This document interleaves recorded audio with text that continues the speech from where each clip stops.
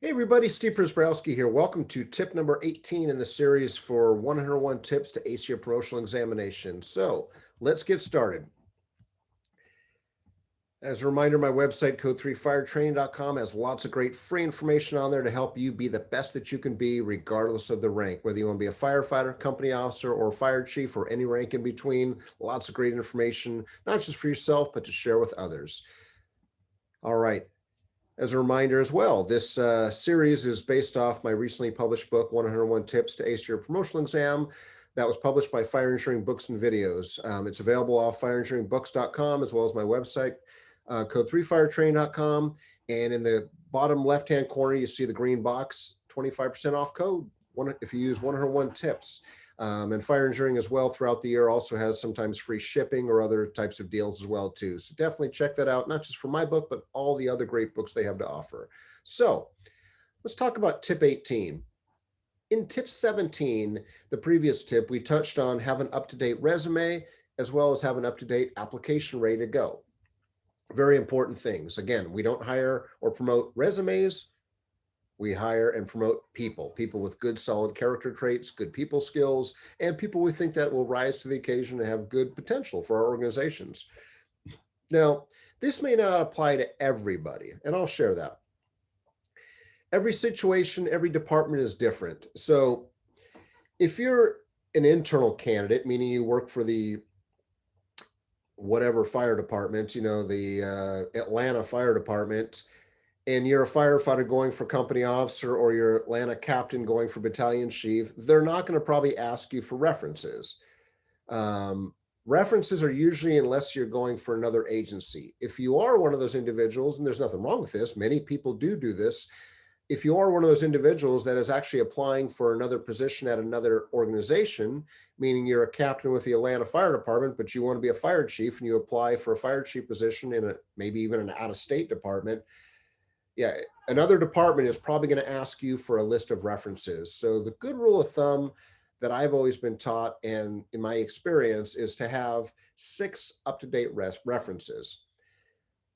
You may go, why 6? Well, because usually they ask for 5, but I've had up to 6. When I was testing for fire chief positions, there was certain executive recruitment firms that asked for, please provide up to 6 professional references, and sometimes personal, professional, but 6 references. So I think it's good to have up to 6 references: their name, their contact information, which means address, a cell phone number, as well as a email address.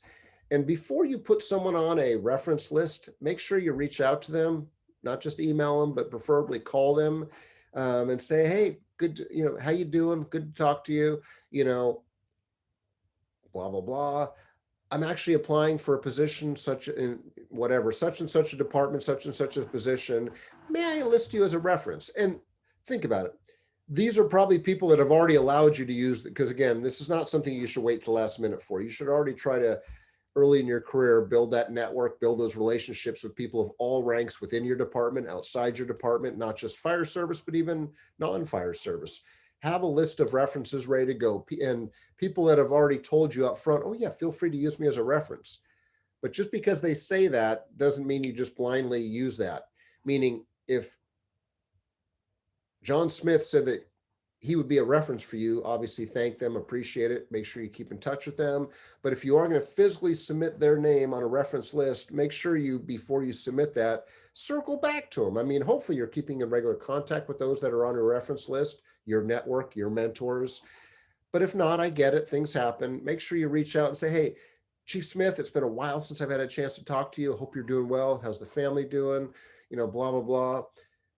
I'm actually applying for a position with XYZ Fire Department. Yeah, I'm taking the step. I want to go to the next step. Do you mind if I list you as a reference? Dude, I told you could list me. No, I know. I just want to make sure, we haven't touched base. It's a good reason for me to touch base, say hi, but I just want to make sure that you're still good with that. So I think it's good to have an up-to-date list of references, especially if you're going for positions outside your department. If you're just staying within your department, you're probably not going to need references. But you know what? It never hurts. You never know. Because even if you just want to promote up the ranks in your own department, Maybe there's a position you're applying for elsewhere, maybe a part-time position at the community college because you want to teach fire technology like I do and many others do. Because maybe you look at it like, you know what, I've only got like 5, 10 years left on the job. What am I going to do in retirement? Well, sometimes people teach for the college, sometimes people do a lot of different things. So if you want to apply for the college, you're probably going to need a list of references, or maybe you want to apply for a committee position, NFPA committee, or some committee on the International Association of Firefighters or fire chiefs. I don't know. So it's always good to have up to 6 references ready to go. And like I said, make sure you reach out to number one, they're still alive and well and able and willing to be a good reference for you, but also that you have the up-to-date contact information. Because I'm sorry, but if you put down contact information and the email address has changed or the cell phone, what message does that send to your background investigator who's going, hey, Steve, you listed on these references, Chief John Smith out of Phoenix Fire. I've tried the email and I've tried the phone. When I finally called the Phoenix Fire Department, I had to go on the internet to search them out. They said he retired like 3 years ago. Oh, shit. I'm sorry, dude. My bad. Yeah, don't be that person. So what message does that send to the background investigator? Obviously, they can't be that good of a reference for you because you don't keep in touch with them. You don't stay up to date with stuff, and that's unprofessional to begin with. So don't be one of those folks. And I think it's good to have a variety of references at different ranks and different walks of life too. Be able to have a variety of folks to use. Um, I'll just leave it at that. And for your references, something else, another good thing to do is make sure you give your reference your up to date resume. Why? So they know more about you, because even though they know you, they don't know you. I mean, unless they're your best buddy, they don't know you. Even if they're a mentor of yours, so share them. Hey, by the way, here's my up-to-date resume and my application. It's a great way to say, here it is. Any suggestions, just to get their feedback, but also just so they know everything about you. Because again, when that background investigator calls, they're going to ask that reference. So tell me about Steve Przebrowski. How long have you known Steve? Where did you first two meet? What's your relationship with Steve? What do you think about Steve? Good, bad, anything good or bad to say, and tell me about what you know. And I think it's the more you can share with your reference individual, the better off it's going to be as a good relationship. Now, regarding cover letters, again, if you're applying for outside positions with other departments, not firefighter, engineer, or not usually company officer, occasionally though, but especially chief officer positions, it's not uncommon to say, provide an application, provide a resume, provide a list of references, as well as provide a cover letter, 1 page, maybe 2 page max cover letter. And again, if you're not prepared for that, that can be like a cover letter. I haven't done one of those before. Again, there's a lot of samples on the internet that you can find, but one page ideal, 2 pages max, short and sweet. But anyway, internally, though, occasionally I've seen internally some departments require a cover letter. So don't be surprised if my department did that. They didn't call it a cover letter. We called it a statement of qualifications. So when I was first testing for deputy chief, I was a battalion chief taking the deputy chief test. They actually said, hey, provide your up-to-date resume and provide a statement of qualifications, which is basically a cover page, basically a few paragraphs to summarize your key points and your passion, your interest, your enthusiasm for the position. So again, you can find a lot more research by, GTSing that stuff. Google that shit.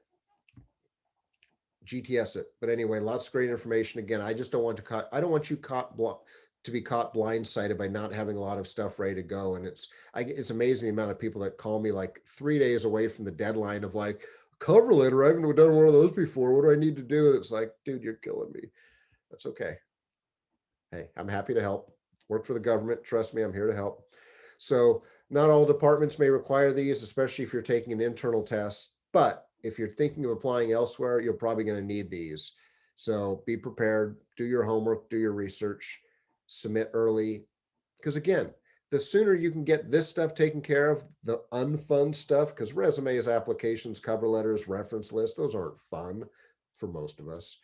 The fun stuff is preparing for the process and the position, I would like to think. So as always, thank you very much for the gift of your time. My contact information, my social media platforms, I guess. Look forward to seeing you somewhere out there in the future. Please don't hesitate to reach out if I can ever be of assistance. All right, take care, everyone. Have a great day.